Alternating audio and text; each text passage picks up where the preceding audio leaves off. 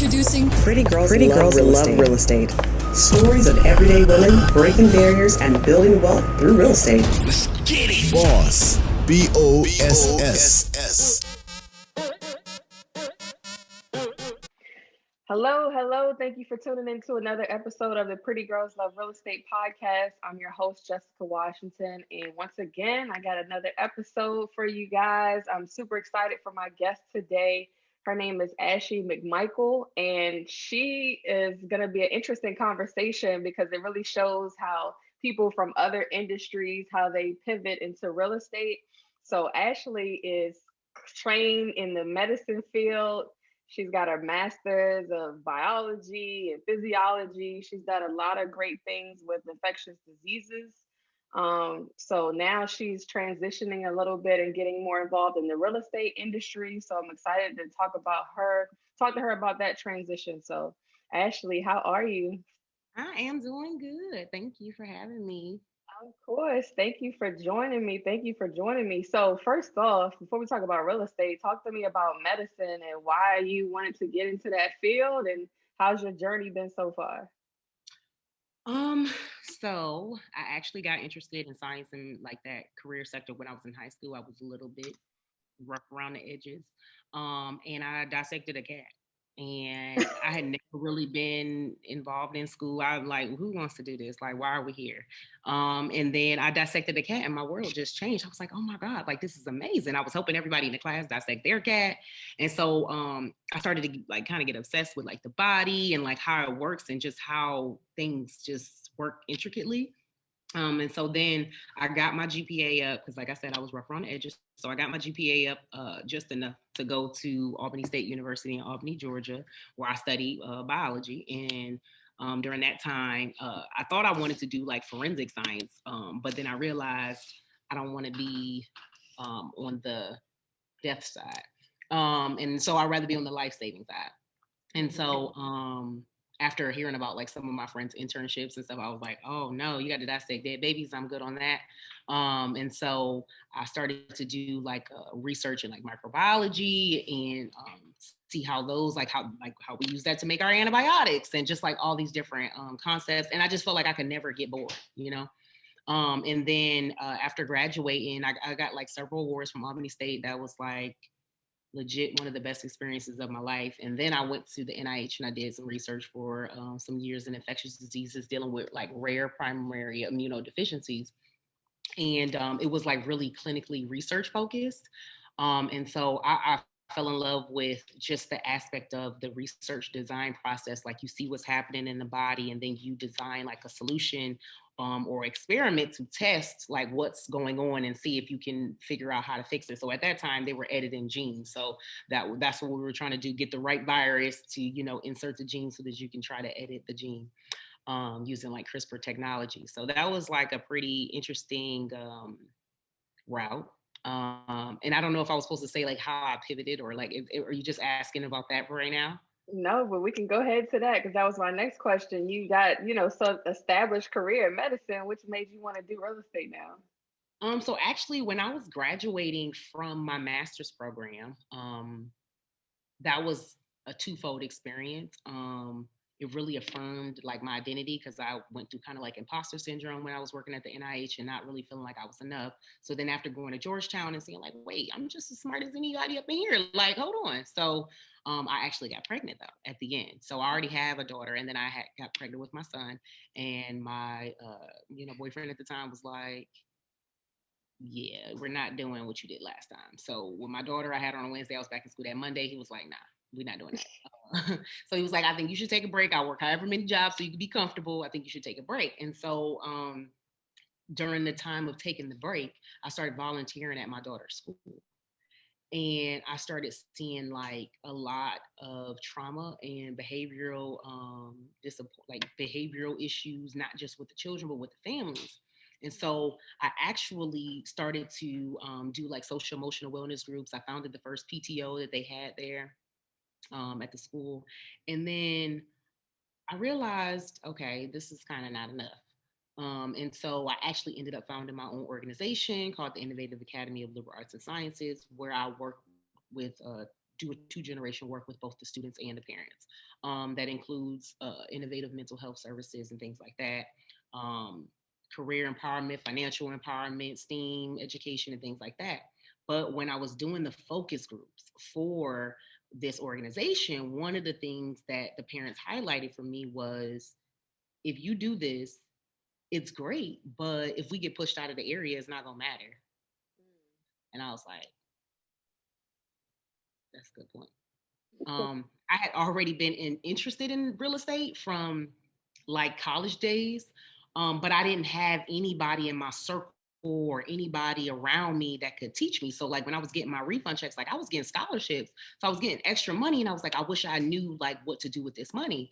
And so I'm trying to think who was the first person to introduce me. I think I might have read Rich Dad Poor Dad or something like that, and I was like, whoa, like, this is what's going on. And then I started to see these little quotes about like the racial wealth gap and like how real estate was like one of the biggest contributory factors to that. And so it started off as me like just wanting to kind of do it as a business. And then once I started talking to my families, I was like, no, I need to figure out how I can build a team to kind of create a space where we're not just existing and allowing ourselves to be pushed out of certain communities because we don't have the knowledge or we don't have the connections, but figure out what the knowledge we need, figure out what that knowledge is, get the knowledge, and then go back and rebuild. Because it's just like important. When you don't call the shots on what going on in your community, how can you ever expect it to change? And I feel like our people are like just tired of it. So I'm here for it. I'm like, I got the time right now, so let's go. Okay, so how long ago was that when you first started the PTA and you first kind of really started getting involved in this crusade? It was like, so my son is about to be 2. So it was about 3 years ago. And my organization has actually been like a 501c3 for going on, it'll be a year in April. And when I started to get into real estate, the interest, and I start talking to different people, because we have like opportunity zones in DC, and there's like special like assistance to help, people who want to, do work in opportunity zones. I started sitting down with some of the people who would help you like get your development proposal together and all this stuff.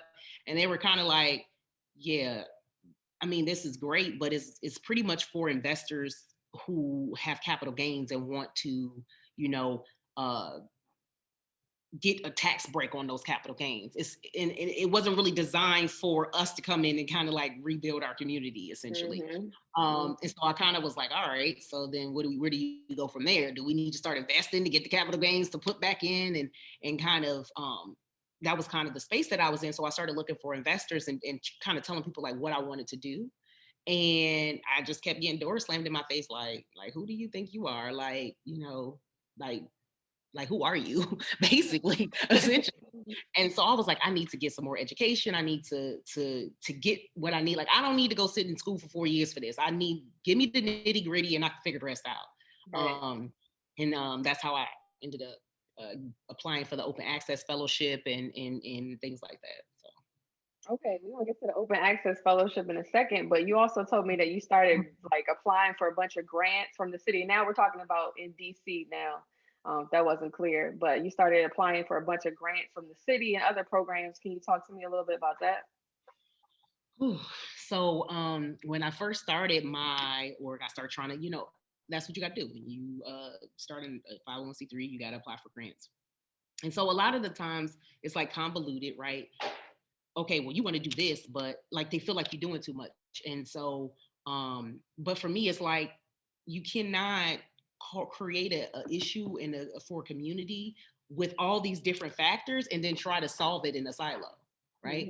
And so that's what a lot of the different things that are offered in the city, they are offered in silos. When you apply for I haven't really applied for a lot of city grants per se, just because I'm not eligible. Like you got to have a certain amount of year audited statements and, all of those different things. And so I actually went the foundation route. I got my first grant from Women Business Enterprise Council. I got the Black Student Female Founder Award. And that came with like mentorship, funding, and just like connections in the STEAM space. So that was amazing. And that really helped us like streamline our STEAM program. And so that was great. Right now we're applying for like City Bridge residency, and which is like a gateway to, almost like the keys to the city. Essentially, they're like the pre-funded entity for a lot of education related organizations. And then we're applying for like a big racial equity challenge. But a lot of the things that we apply for, like if you didn't know the person, or you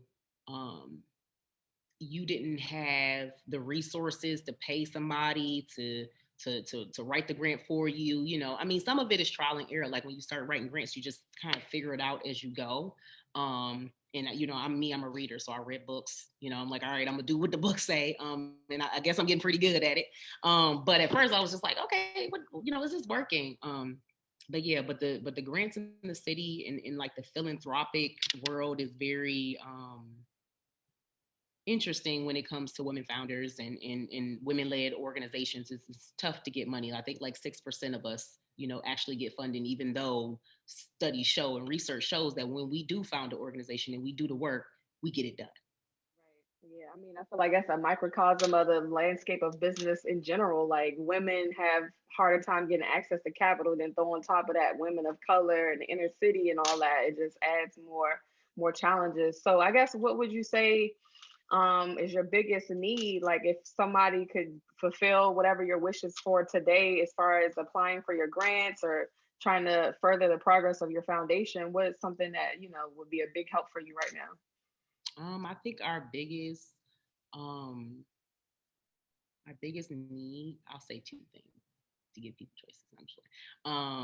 Obviously donate, because your donation goes towards, us being able to actually give family stipends that participate in our program, and it allows us to start UGMA accounts, which are like uniform gift accounts for minority children, to kind of begin to close that racial wealth gap. And I think the other one is, I would say like social capital. Like if you know somebody who's good in, finances or advising, like, send them our way. We're always looking for people to, come be on board. We're looking to build out in our community, like essentially like I'm doing the groundwork, I feel like, to start this, but this is for all of us. So sometimes, you got to get the train going and everybody will hop on. So I'm kind of like in that space where it's like, all right, I'm gonna get the train going, but we all have to, get to work, especially thinking about like the real estate piece. Like that's a big piece of it that I'm looking for partners on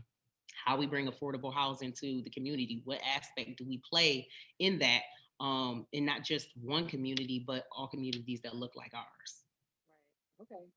So that kind of brings me to the point where we start talking about the open access fellowship. So we're both part of this organization, and it's a fellowship program. It's like the first time ever doing this.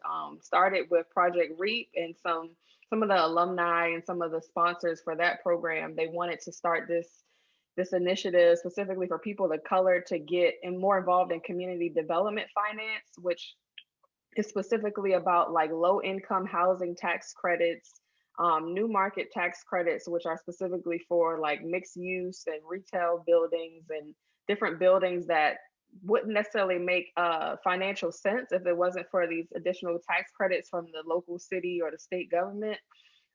So what kind of brought you to that program, and how's your experience been so far? Um, so what brought me to that program is obviously that I needed more.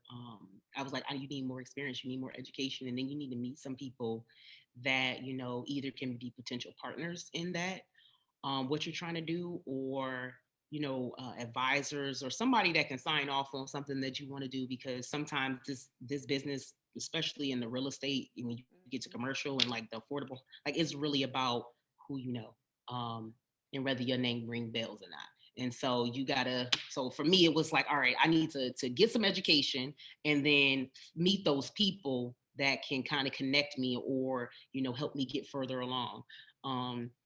My experience has been really great. It's been eye-opening. Just the watching the tax credit seminars that we have to watch to get our certification has been like, whoa. Just understanding how everything works when you're talking about new market tax credit, or you're talking about the low income housing tax credit, and just the different players, and then which player should we play, and who should be a part of the team, and how do we make this equitable for communities of color. Like I don't want to be another person come to your community, say, oh, we're going to build it up, and you get no benefit from it. How can we make this equitable so that the communities that we build in also have some type of ownership or some type of representation in whatever is being built? So yeah, but I love it. I like the program because the education has been like, whoa. Aside from the fact that watching this has been like, y'all been getting that back.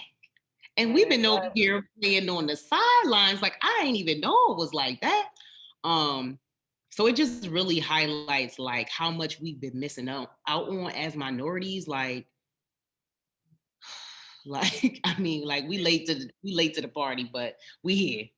Yeah, and I like how you said it's like there's so many things going on behind the scenes that we don't know about. It's so much money out there being placed into our communities, and it's like we are the last person to find out what's happening, what's being developed. We don't have any ownership, we don't have any say in what's being developed. So like having this knowledge and this access to the decision makers on these type of programs is what's really gonna, get us that equitable interest like you were talking about.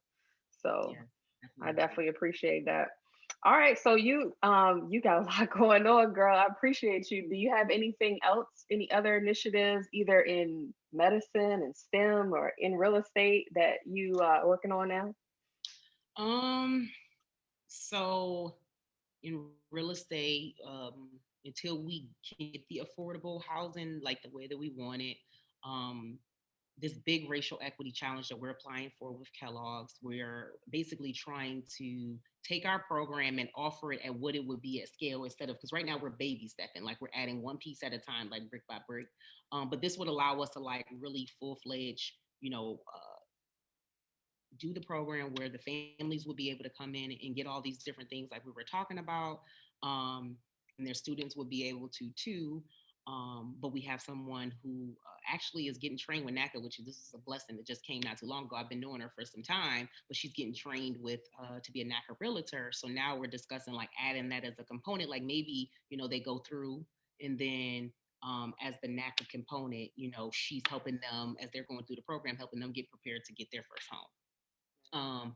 So just as an alternative route to affordable housing, because we all know this game with affordable housing is like a 5-10 year thing just to get a building up. So that's one of the things that we're working on. And just the UGMA accounts, I'm excited for that. Like I'm really excited for that because we're trying to get it through Acorns. And so if we do it through Acorns, then, somebody will be able to say, hey, like I got spare change, I want to put it in this UGMA account, like think about like, we go to the store all the time, people always asking you to donate to this and donate to that. Like how cool would it be if like, hey, you can give your spare change to, donate your spare change to an UGMA account that goes towards helping close the racial wealth gap. You know what I mean? So those are projects that I'm working on. I think for medicine right now, the only thing that I will be doing once the fellowship is over is starting to preparing to take my MCAT. I have to get that out of the way. But yeah, so yeah, just a busy lady, I mean, just making it work. We're ending our first pilot, and then we'll just be like going through all of the data and things like that, and then submitting this big racial equity grant. But I really believe like for our first pilot, like we're taking a break afterwards because it's been intense. Our parents are about to graduate with their A+ certifications. So I'm really excited. They did good on their practice exam. So it's been a good long journey. But those are just kind of some of the initiatives that I have.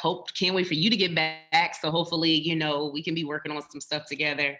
But yeah, I'm looking forward to this year and coming to get everything that's owed to my ancestors. That's yes. All I'm here for. Yes, man, you my Shiro. You out here doing it in multiple fields. So if people wanted to find information about your organization, where can they visit? Is there a website or any information that they can find online? So you can go to our website, which is the IALAS.org. Again, that's the IALAS.org. You can email me at hello at the IALAS.org. Oh wait, is it hello? I might be telling y'all a story. That's what I want it to be. No, I think it's IALAS at the IALAS.org. Sorry, y'all. Okay. And the acronym means at last, just so y'all know. So whatever we accomplish, we accomplish, we like our ancestors at last, like fine, you know. Um, All right. Are you also looking for like board members within your organization as well? um, Board members or advisors. We only got probably like maybe one more board member spot, but we'll take advisors as well, volunteers, different things like that. If you have any specialties in like marketing or social media, please come my way because that's just not my forte. So I have a whole bunch of like videos and pictures that have not been posted because I'm like busy doing the work. Yeah. But Okay. so No, we're I gonna get admire you how set you up. We're always. gonna get you set up so we can, further this cause because it's an awesome cause. And I like the fact, going back to the UGMA account, I like that you're doing that because it's more flexible than like the traditional 529 plan in terms of education. Like you can use it for college or whatever, but if you don't use it for like the traditional educational experiences, you don't get penalized for it. So, as the child becomes of age, they can now take that money and do whatever they want. They can start a business, they can go to vocational school, they can, whatever they want with this money. So good, Exactly. good. It actually bounced off an idea from racial wealth gap. So some of the proposed solutions were baby bonds, Mhm. but the government would give an exact like 3% guaranteed rate. I'm not the government. I can't guarantee that. So Right. for me, it was like, okay, well, we know UGMA accounts get between 5 to 7% return every year. If they get it when they're in middle school, by the time they get to high school, hopefully they know a little bit about managing a portfolio from the things that they're learning from us. And you know what they say, out of the mouth of babes, they gonna teach us, Yep. you know. So just getting those skills in their, those things in their hands early. Because I had an uncle who, loved him to death and it was amazing. And I said, Uncle, what do you think about stocks? And he said, you know what, baby, I'm so sorry. Because he had like 40,000 sitting in Verizon, and all he did was pay like $50 a month towards it.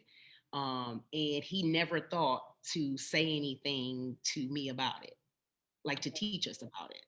Um, so I thought that that was very interesting about how we transfer information in our community.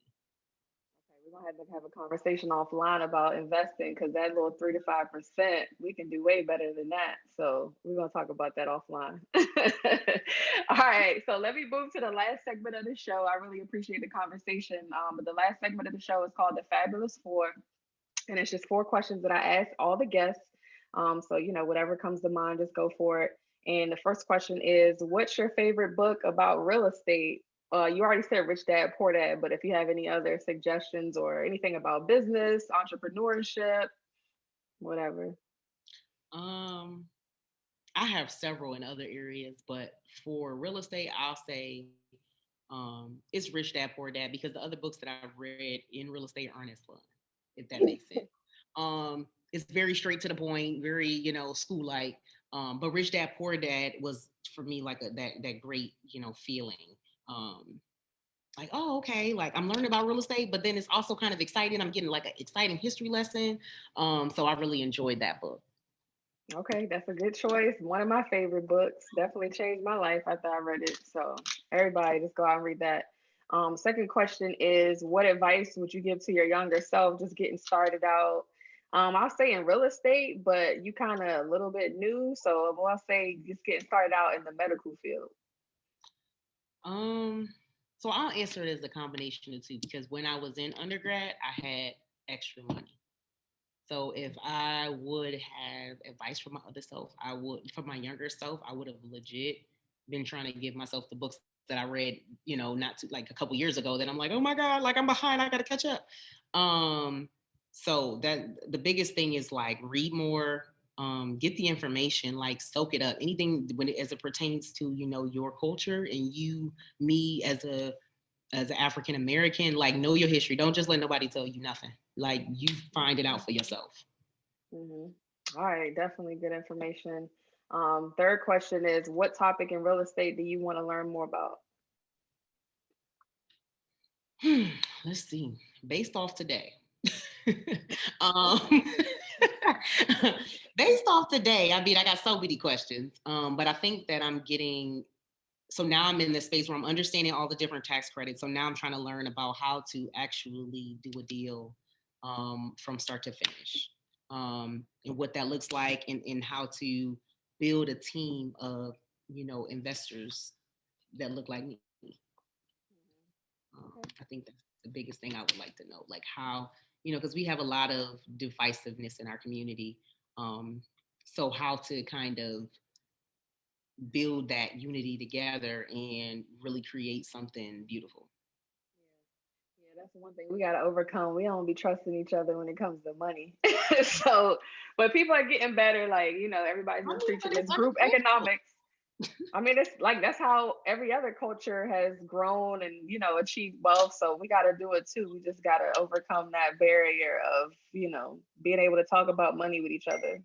Yeah. Well, what I realize is that some people will come around, but right now the time is for everybody who knows something about it to be meeting each other. Because what I realize is there's some of us, in just these little niches, and just so, I'm very big on like strategic partnerships and seeing like, oh man, Hmm. like how we can work together. And hearing somebody say something and being like, oh, like we should talk. And so just like bringing that to the table and just connected like-minded individuals. Because even since I talked to you, I found somebody else. I was like, let me see, I'm building me a little team, you know. So You got me. I'm part of the team for sure. And like you said, when I get back to the DMV, we're going to get it popping for sure. yes.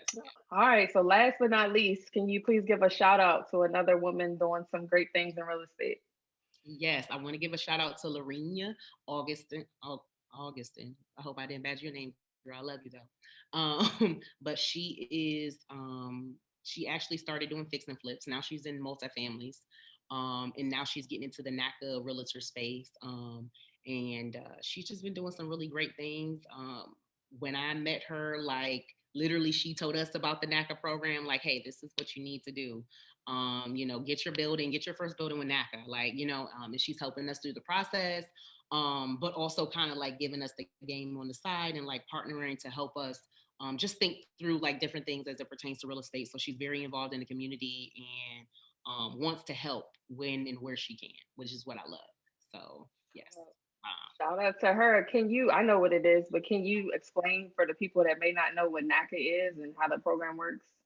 Oh, so NACA is like a advocacy organization who pretty much a long, long time ago, there were like all these different people getting kicked out of their homes and like all of these, like when the housing crisis was happening, people were about to lose their mortgage and NACA, pretty much advocated for them, fought for them, got people in their house. And so right now they get low to moderate income people into homes at, uh, pricing that's like amazing. I think it's like for a 15-year mortgage, it's 2.8.